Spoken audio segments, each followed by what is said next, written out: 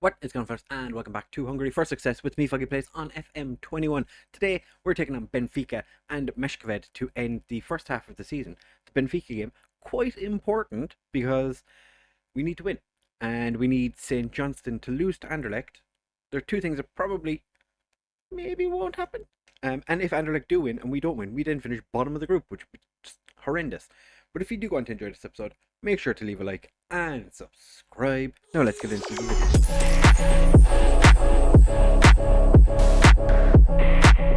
Rich fellas, so like I said, we are taking on Benfica in the first of our two games today.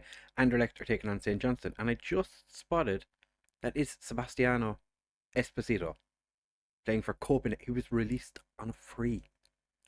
Oh my god, how did we not see that? Group wise, as you can see, we are third. Not much has happened since we were here last, but we do need St. Johnston to lose, Anderlecht to win, but we also need to beat Benfica. I don't know if a draw would be enough for us. I'm not going to bank on that being a thing. And as you can see, we've dropped points in the league, lost to Pech, and drew with Haladas. We were a little bit off form.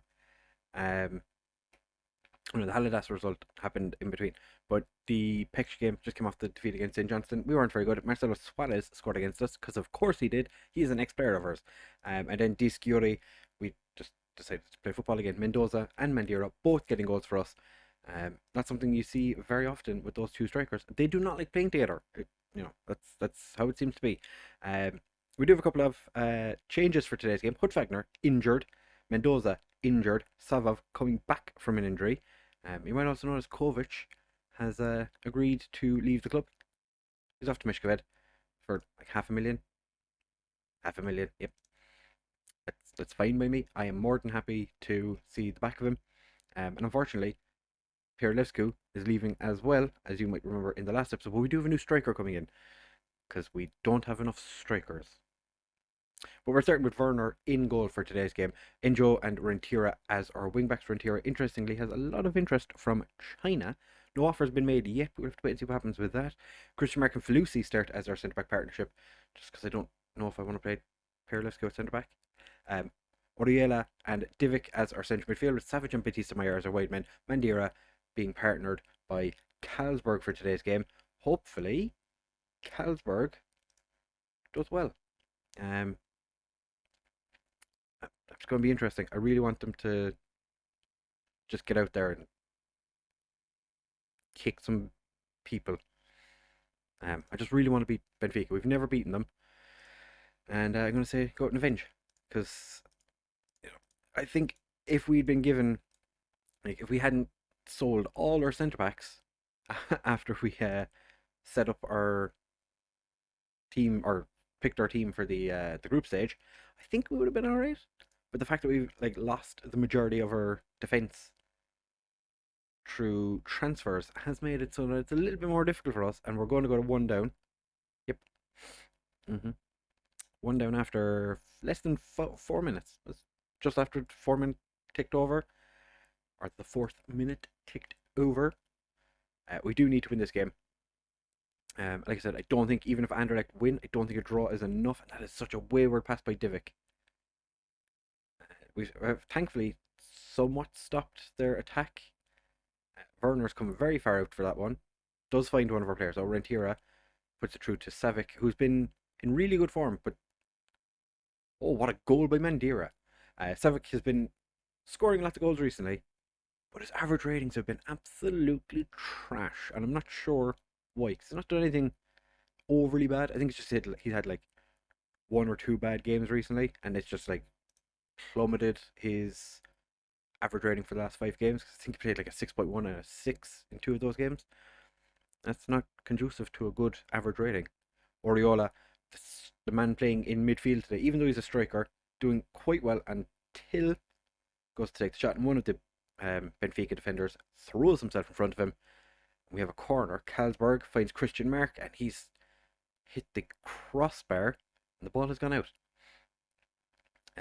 It would be interesting if Anderlecht could take the lead, so we can see if this result would be enough. I don't think it will be, though. Savage with the pass. Oriola finds Carlsberg. Carlsberg with his 13th of the season. This is quite a busy first half. So it's, I didn't expect it to be as chaotic as it has been, but I'll take it. This is fine. The fact that Svila is still Benfica's goalkeeper is quite interesting. Rentiro wins the header, but Benfica do pick up the loose ball, and now Divic is trying to get back to defend. Rentira, was that a shot? Oh, Anderlecht have taken the lead. So this would be no, because they were drawing already. So we would need to win. Oh, okay. So a draw, no good. Win, very important. Rentira rides the challenge. Mandira, not sure what that was. Was that Mandira heading back, or did a defender get his head to it? I'm not quite sure. Benfica have absolutely nothing to lose in this game. They are guaranteed top of the group, regardless of what happens. So you think that they'd do us a favour, since they knocked us out last year. Enjo finds Orihuela. Divic, is he going to take a shot? Isn't. Carlsberg finds Mandira, but Svilar just gets a hand to it, pushes it around the post, and we have another corner. Batista Meyer. I'm not sure who got their head to that. It looks like they're going more attacking. Let's hope we can catch them on the break. Ooh, that'd be nice. If we could win this game. Oh, if we could win this game. I'd be so happy. Rentira whips it across. Mandira heads it straight at the goalkeeper. If we could win, and St. Johnston don't, that's a little caveat we need to put in there. Because winning it means absolutely nothing if St. Johnston win, but Divic smashes it from 30 yards. 30 yards. Was that 30 yards? I don't care. He put it in the top bins. Came from a free kick from ourselves. Christian Mark to Savic. Savic just passes it over to Divic. Takes a touch, or takes a couple of touches. Smashes it in the back of the net. Keeper had no chance, as it is right now. Hertha, top of the group, Lille, bottom. That is not what I was expecting to see. There's still room for improvement, lads. We don't want to get complacent here. Our strikers actually playing quite well. Say it quietly. Yeah, Feluci's not having a terrible game either, which, he's only 16. 16-year-old centre back who's getting a chance because he's 16. That's why he's getting an opportunity in the team now. We do have Pirelevsky on the bench if absolutely necessary. The tentative plan at the moment is to have Pirelevsky start against Meshkoved, because it will be his final appearance for us. He gave us good years. I'm unhappy that he's left, or he's leaving, but what can you do? I didn't think we needed to give him a new contract to get rid of that release clause. Turns out we did. Savic loops it over and Carlsberg's offside. Oh, Carlsberg.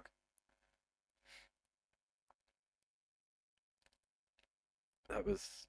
You can tell Mandira's not doing an awful lot. He's still, perfect, fitness. And so is Felucci. That's interesting. Yeah, no, it wasn't Carlsberg that was offside, was it? No, it was Mandira. Of course Mandira's offside. Mandira doesn't know the offside rule. He was never taught it when he was playing for Catania? Was it Catania he came from? Pretty sure it was. Pretty sure he came from Catania. Carlsberg with the corner. Can't find any of our players, and now Benfica are on the break. Everton breaks loose. Rentira is just going to run alongside him. Runs beyond him, leaves him there. Christian Mark gets it clear, and Savage has picked it up. Now we have a chance to break. Has two strikers ahead of him. Gets just quite easily dispossessed by Memba. Oriola finds Divic. Batista Meyer. Divic. Oriola has Enjo behind him. Doesn't need him. Smashes in the back of the net. We are 4-1 up, my friends, against Benfica. That is insane. We've scored screamers today. Christian Mark is playing an absolute mare. Christian Mark, the level head at centre back for us in this game. Not having a great game. Does clear the ball that time. Mandira has picked it up. And he's going for a bit of a jog down the wing. He's going to get caught. He's going to get dispossessed. He isn't. He gets it across to Divic. Shocking pass. But Christian Mark comes over to clear his mistake. Divic gets it to Oriola. Finds Divic. Is he going to shoot again? He is. And he's just dragged that one wide. Wasn't hit quite as sweetly as the last one, so we leave him off. It's not his fault. He's trying. He's trying. He's doing his absolute darndest. What do we have on the bench?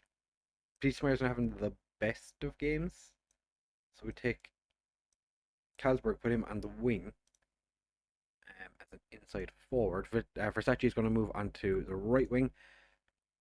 We're going to bring Savic on to play, or move him up front. And I think we leave it at that for the time being. There's no point in making any major changes. Carlsberg, Svieler just flaps it away from the back of the net. We have another corner. Carlsberg, can we do something with this one? Nope. Mandira can't get his head to it. Divic gets dispossessed. And we win a throw. Throws not as important as they once were, back when the meta was long throws, but Divic finds Carlsberg.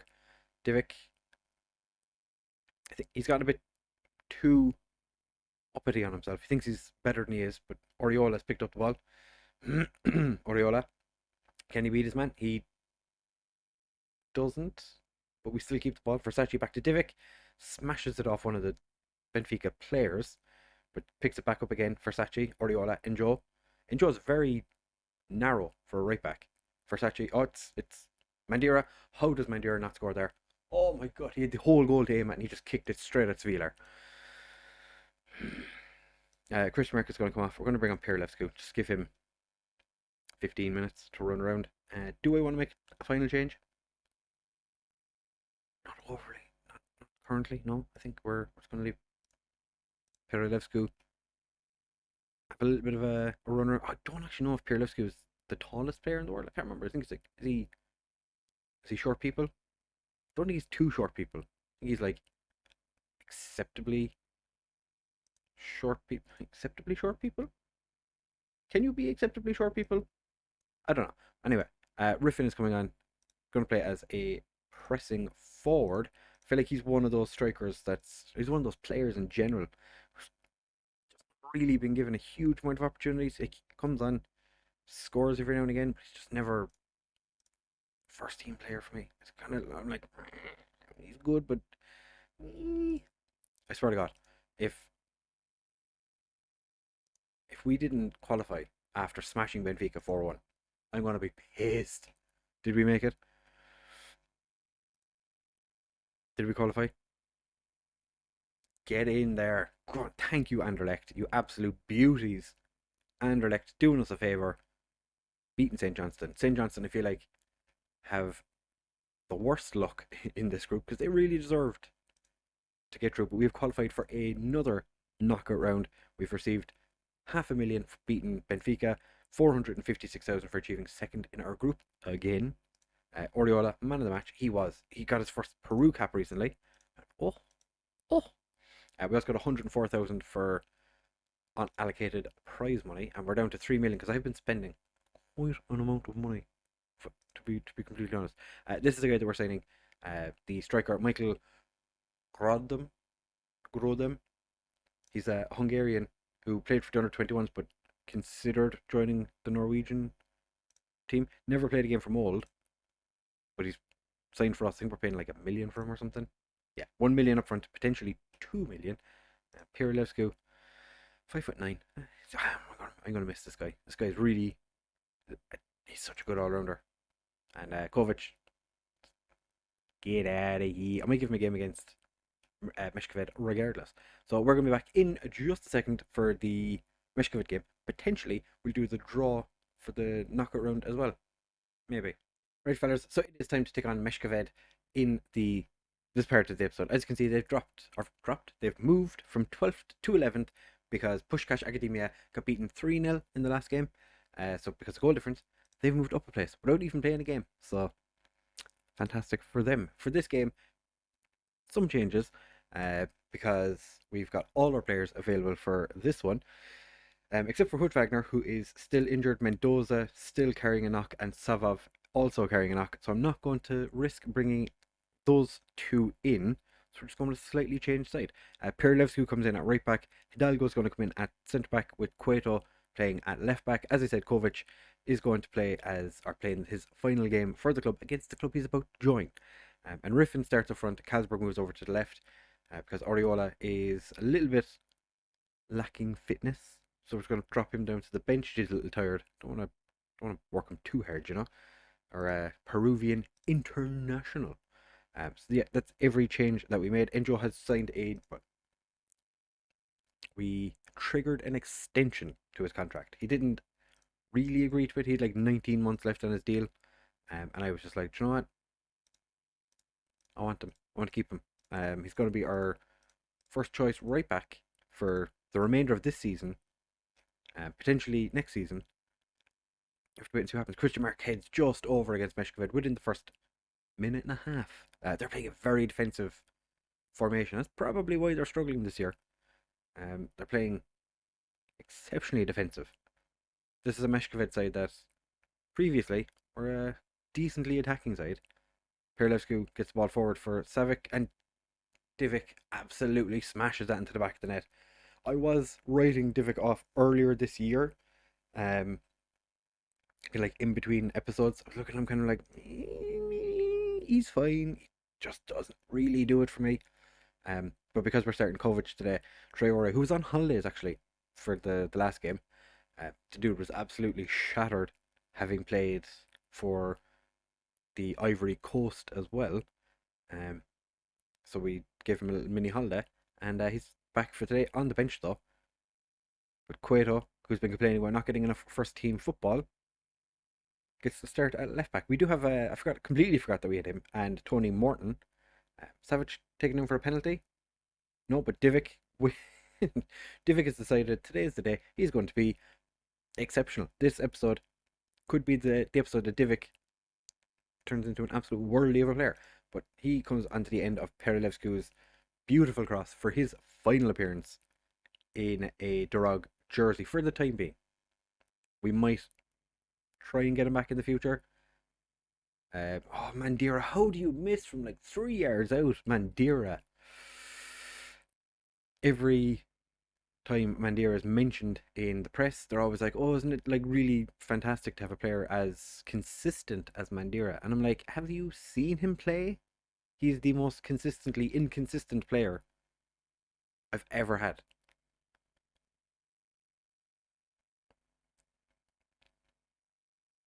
Our defense just split in half there. Let the Meshkoved striker through. Both Meshkoved strikers playing quite well. Quite high average ratings. Our defense, not so much. That's fine. We're going in at half time. 1 goal up. Gonna thrash my arms. I am far from pleased. That was not an ideal first half. I think a lot of it has to do with the fact that Riffin is playing up front. I am considering Riffin's future at the club because Mr. Solo Dolo dropped out. Mandira does hand of God's it into the back of the net. Unfortunately, VAR exists in this day and age. Yeah, I don't think he knew a huge amount of what was going on there.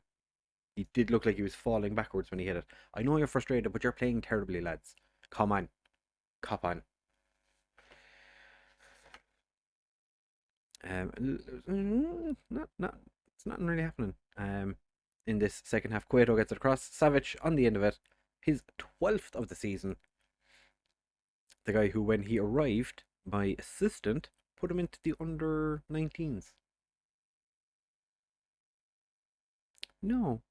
And Orwella was put into the B team. I was like, no. These are 2 players who are going to be in our first team. Speaking of my assistant manager, he is now my assistant manager for the Hungarian national team as well. So he'll be delighted to be following me around the world, whether he likes it or not. I suppose he wouldn't have signed the deal if he didn't like it. So I'm guessing he's happy to be involved. We're going to take off Kalsberg and Riffin for Oriola and Batista Meyer, leading into the final 10 minutes or so. Batista Meyer with a free kick that looked like it was never going in. If that was Kalsberg, I would have been just a smidge more confident. But alas, it was not to be.